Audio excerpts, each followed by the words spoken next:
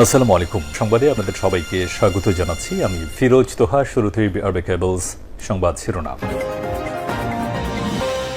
দখলদার ইসরায়েলি বাহিনী, ফিলিস্তিন এবং ইরান পুরোদমে যুদ্ধ চলছে।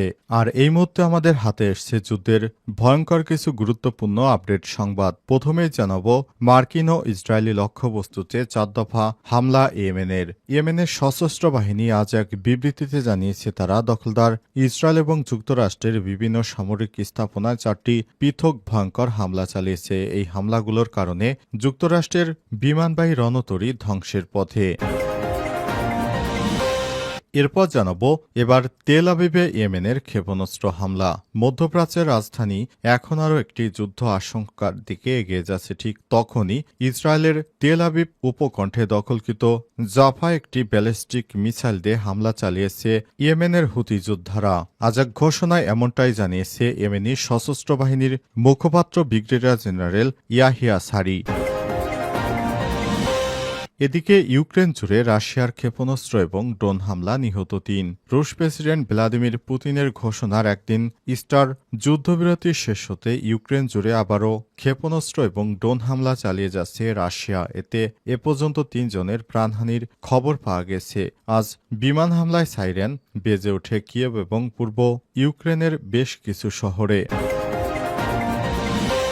এবারে জানাবো থাইল্যান্ডে বোমা এবং গুলিবর্ষণে আহত 16। থাইল্যান্ডের নারাথিয়ত প্রদেশে সপ্তাহান্তে 2টি পৃথক হামলায় কমপক্ষে 16 জন আহত হয়েছে। আজ স্থানীয় সংবাদ মাধ্যমের বরাতে মেহের নিউজ এই তথ্য জানিয়েছে।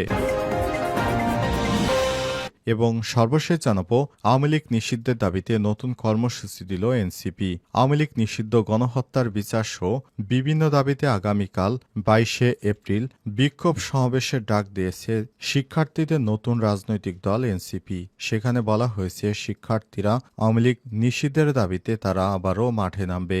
বিশেষ করে অন্তর্বর্তীকালীন সরকার ক্ষমতা গ্রহণ করার পর বিএনপি নামক একটি রাজনৈতিক দল যারা সংস্কারে বাধা দিচ্ছে, এ সময় তারা জানিয়েছে বিএনপি প্রকাশ্যে এবং গোপনে আওয়ামী লীগকে পুনর্বাসনের চেষ্টা করছে। কোনোভাবেই তারা বিএনপির এই ধরনের কর্মকাণ্ড বাস্তবায়ন করতে দেবে না। তারা বলেছে, আমরা আওয়ামী লীগকে যেভাবে তাড়িয়েছি, বিএনপির বিরুদ্ধে প্রয়োজনে মাঠে নামতে বাধ্য হব, কিন্তু বিএনপি যেভাবে সংস্কার কর্মসূচিতে বাধা দিচ্ছে সেটি কোনোভাবেই কাম্য নয়। প্রিয় দর্শক, এতক্ষণ শুনছিলেন সংবাদ শিরোনাম, এবারে বিস্তারিত।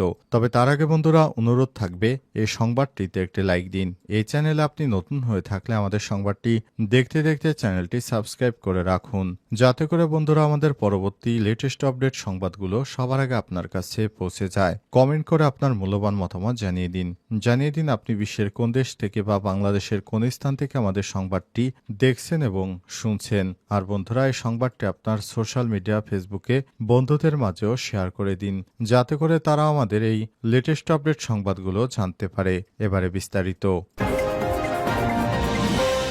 মার্কিন ও ইসরায়েলি লক্ষ্যবস্তুতে 4 দফা হামলা ইয়েমেনের সশস্ত্র বাহিনী আজ এক বিবৃতিতে জানিয়েছে তারা ইসরায়েল ও যুক্তরাষ্ট্রের বিভিন্ন সামরিক স্থাপনায় 4টি পৃথক হামলা চালিয়েছে। এই হামলাগুলো মূলত আঞ্চলিক উত্তেজনার প্রেক্ষাপটে এবং ইয়েমেনের সাম্প্রতিক মার্কিন বিমান হামলার প্রতিক্রিয়ায় চালানো হয়েছে। বিবৃতিতে বলা হয়েছে, ইয়াফা এবং সামাদ্যাক ড্রোন ব্যবহার করে ইসরায়েলের আশকেলন বন্দরে ইসরায়েলের একটি গুরুত্বপূর্ণ সামরিক স্থাপনা এবং আল রাশরার এলাদ বন্দরে একটি সামরিক টার্গেটে 2টি পৃথক হামলা চালানো হয়েছে। ইয়েমেনি সশস্ত্র বাহিনীর মুখপাত্র ইয়াহিয়া সারি জানান, মার্কিন আগ্রাসন এবং সাম্প্রতিক প্রাণঘাতী বিমান হামলার জবাবে ইয়েমেন লোহিত সাগর এবং আরব সাগরে 2টি বড় ধরনের ক্ষেপণাস্ত্র হামলার অভিযোগ পাওয়া গেছে। এই অভিযানে ইউএসএস হ্যারি ট্রুম্যান নামের একটি মার্কিন বিমানবাহী রণতরী এবং এর সঙ্গে থাকা যুদ্ধজাহাজগুলোকে লক্ষ্য করে 2টি ক্রুজ ক্ষেপণাস্ত্র এবং 2টি ড্রোন হামলা চালানো হয়েছে বলে বিবৃতিতে জানানো হয়েছে। সম্প্রতি ইয়েমেনে মার্কিন বিমান হামলায় একাধিক বেসামরিক নাগরিকের প্রাণহানির ঘটনা ঘটেছে। এতে আঞ্চলিক উত্তেজনা ক্রমেই বাড়ছে।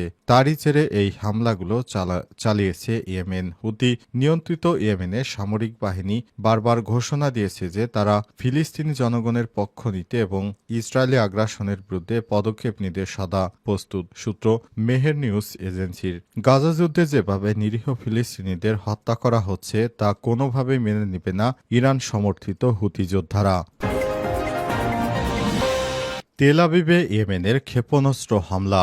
মধ্যপ্রাচ্যের রাজধানীতে যখন আরও একটি যুদ্ধের আশঙ্কার দিকে এগিয়ে যাচ্ছে ঠিক তখনই ইসরায়েলের তেল আবিব অর্থাৎ ইসরায়েলের রাজধানীর উপকণ্ঠে দখলকৃত জাফা একটি জুলফিকার ব্যালিস্টিক মিসাইল দিয়ে হামলা চালিয়েছে ইয়েমেনের হুতি যোদ্ধারা।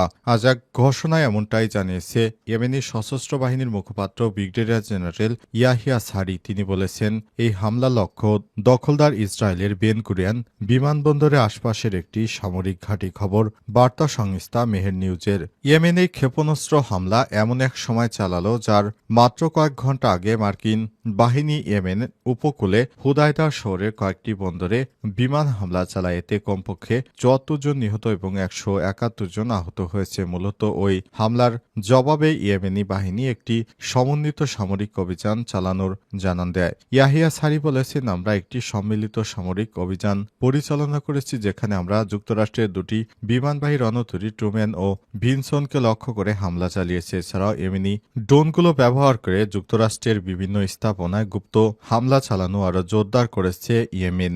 একই সঙ্গে তাদের হামলাগুলো নিয়মিত করছে। তবে ইয়েমেনের স্বাধীন প্রতিরক্ষা ব্যবস্থা ক্রমবর্ধমান ক্ষমতা এই অঞ্চলের নতুন সামরিক ভারসাম্যের ইঙ্গিত দিচ্ছে। তেল আবিবে বিস্ফোরণ, ইরান ইয়েমেনের সমীকরণে নতুন ধারা। এদিকে ইসরায়েলে দখলকৃত অঞ্চলে ছোড়া জুলফিকার ক্ষেপণাস্ত্র মূলত ইরানি প্রযুক্তি নির্ভর। এই ব্যালিস্টিক ক্ষেপণাস্ত্রের মাধ্যমে ইয়েমেন থেকে সরাসরি ইসরায়েলের মূল ভূখণ্ডে হামলা কেবল সামরিক বার্তাই নয় বরং নতুন এক কূটনৈতিক বার্তা যে ইয়েমেন দেখিয়ে দিয়েছে তারা দখলদার ইসরায়েলের বিমান ঘাঁটিতে সরাসরি হামলা করতে জানে। ইউক্রেন জুড়ে রাশিয়ার ক্ষেপণাস্ত্র এবং ড্রোন হামলা, নিহত ৩। রুশ প্রেসিডেন্ট ভ্লাদিমির পুতিনের ঘোষিত একদিনের স্টার যুদ্ধবিরতি শেষ হতে ইউক্রেন জুড়ে ক্ষেপণাস্ত্র এবং ড্রোন হামলা চালিয়েছে রাশিয়া। এতে এখন পর্যন্ত ৩ জনের প্রাণহানির খবর পাওয়া গেছে। এর আগে গতভরে বিমান হামলায় সাইরেন বেজে ওঠে কিয়েভ ও পূর্ব ইউক্রেনের বেশ কিছু শহরে। ইউক্রেনের বিমান বাহিনী জানায় রাশিয়া একদিনে ৯৬টি ড্রোন ও ৩টি ক্ষেপণাস্ত্র ছুড়ে হামলা চালিয়েছে। এর মধ্যে ৪২টি ড্রোন গুলি করে ধ্বংস করা হয়েছে এবং ৪৭টি ড্রোনকে ইলেকট্রনিক যুদ্ধ পদ্ধতিতে বিভ্রান্ত করা হয়েছে। সব হামলায় খার্কিভে ৩ জনের প্রাণহানি এবং দিনিপ্রোপেট্রোভস্ক ও চেরকাসি অঞ্চলে বেশ কিছু ক্ষয়ক্ষতি হয়েছে বলে জানানো হয়েছে। তবে তাৎক্ষণিকভাবে হতাহতের বিস্তারিত তথ্য পাওয়া যায়নি। যুদ্ধবিরতি লঙ্ঘন, দুই পক্ষের পাল্টাপাল্টি অভিযোগ। এর আগে রোববার ফ্রন্টলাইনে রাত ১২টা পর্যন্ত সাময়িক যুদ্ধবিরতি ঘোষণা দিয়েছিলেন রুশ প্রেসিডেন্ট ভ্লাদিমির পুতিন। তবে ইউক্রেন দাবি করে বলেছে রাশিয়া কেবলই ওই দিনে প্রায় ৩,০০০ বার যুদ্ধবিরতি লঙ্ঘন করেছে। বিশেষ করে পোকরোভস অঞ্চলে ব্যাপক গোলাবর্ষণ করেছে রাশিয়া। রাশিয়ার পাল্টা অভিযোগ করে বলেছে ইউক্রেন ৯০০-র বেশি ড্রোন হামলা চালিয়েছে রাশিয়া এবং ৪৪৪ বার গুলি ছুড়েছে। সেই সঙ্গে সব হামলায় রুশ বেসামরিক নাগরিকদের হতাহতের কথাও বলা হয়েছে।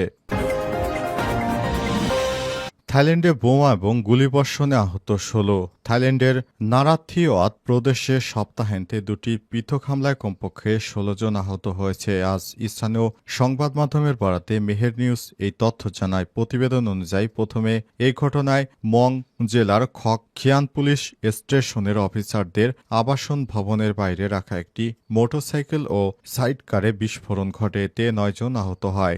ব্যাংকক পোস্টা জানায় ওই বিস্ফোরণে ভবন, দেয়াল ও পার্ক করা অন্যান্য যানবাহনও ক্ষতিগ্রস্ত হয়েছে।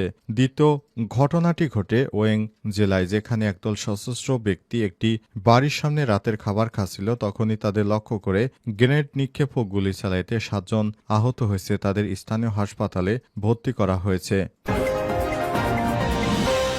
আওয়ামী লীগ নিষিদ্ধের দাবিতে নতুন কর্মসূচি দিল এনসিপি। আওয়ামী লীগ নিষিদ্ধ এবং গণহত্যার বিচারের দাবিতে সংস্কারের দাবিতে বিক্ষোভ কর্মসূচি ডাক দিয়েছে জাতীয় নাগরিক পার্টি এনসিপি।